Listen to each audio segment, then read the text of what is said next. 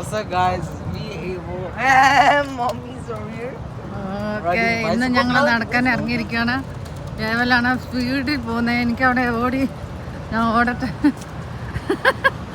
ഓടിയെത്താൻ പറ്റത്തില്ല. അത്ര സ്പീഡിൽ പോയിട്ടേ പിന്നെ അവിടെ നിൽക്കും. ലേവൽ എവരിഡേ ഇപ്പം അങ്ങനത്തെ പരിപാടി ആയിട്ടാണ് ഇറങ്ങിയിരിക്കുന്നത്. വെരി ഹൈ സ്പീഡിലും പോകുന്നത് ബൈസിക്കിളിൽ. എനിക്ക് അത്ര ഓടാനൊന്നും പറ്റത്തില്ല, വയസ്സായിക്കൊണ്ടിരിക്കുമല്ലേ.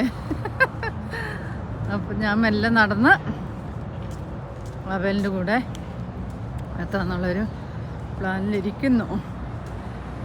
അപ്പം വീണ്ടും ഇന്നും നടക്കാൻ, ഞങ്ങൾ വിടാതെ നടക്കാൻ ഇപ്പം പോകുന്നതുകൊണ്ടൊരു രസമുണ്ട്. നമ്മൾ കൺസിസ്റ്റൻസി വേണമല്ലോ ഏതൊരു കാര്യത്തിനും. ചില ദിവസങ്ങളിൽ നമുക്ക് അത്രയും ബിസി ആകുമ്പോൾ പറ്റത്തില്ല. എങ്കിലും പരമാവധി നടക്കുന്ന ഒരു നല്ലൊരു എക്സർസൈസാണ്. 1 മണിക്കൂർ നടന്നാൽ നമുക്ക് ജിമ്മിലോ വേറെ എവിടെയും പോകേണ്ട ആവശ്യമില്ല.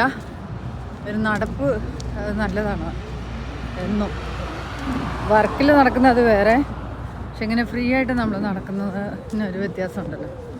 അപ്പം ഇന്നങ്ങനെ എത്ര ദിവസമായിരുന്നു ഇപ്പം കൗണ്ടിങ് ഒന്നും ചെയ്യാൻ പറ്റുന്നില്ല. ഇപ്പോൾ കുറേ ദിവസങ്ങളായി നടക്കാൻ തുടങ്ങി. ഞങ്ങൾ ജൂൺ തൊട്ട് നടക്കാൻ തുടങ്ങിയതാണ്. ഇപ്പോൾ ജൂലൈയും അല്ല, അതിൻ്റെ ഇടയിൽ കുറേ ദിവസങ്ങൾ നടന്നില്ല. കൺസിസ്റ്റൻസി എങ്ങനെ ഇവിടെ പറ്റത്തുമില്ല, അതാണ് ഒരു ബുദ്ധിമുട്ട്. അപ്പോൾ അങ്ങനെ പോകുന്ന കാര്യങ്ങൾ. അപ്പം ഇന്നത്തെ ചിന്താവിഷയം എന്ന് വെച്ച് കഴിഞ്ഞാൽ നമ്മുടെ ആരോഗ്യ സംരക്ഷണം വെരി ഇമ്പോർട്ടൻ്റ് ആണ്.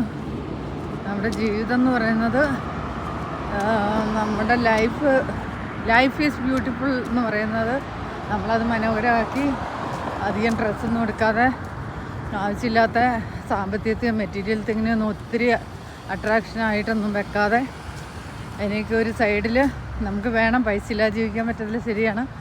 എങ്കിലും അതിനെയൊക്കെ ഒരു മൈൻഡ് കൊണ്ട് മാനേജ് ചെയ്യണം. ഇന്ന കാര്യങ്ങൾ ഇപ്പം ഫൈനാൻഷ്യലായിട്ട് എന്തെങ്കിലും കുറവും സാമ്പത്തിക ബുദ്ധിമുട്ടൊക്കെ ഉള്ള ഒരു അവസരങ്ങളാണ്.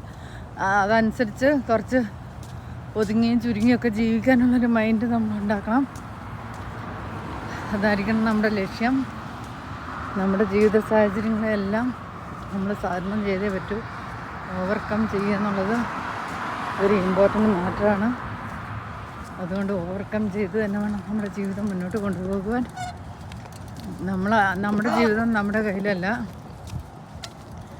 നമ്മുടെ ജീവിതം നമ്മളത്രയും സൂക്ഷിച്ച് വളരെ അറൗണ്ട് പീപ്പിൾസൊക്കെ എങ്ങനെയുള്ളതെന്നൊക്കെ മനസ്സിലാക്കി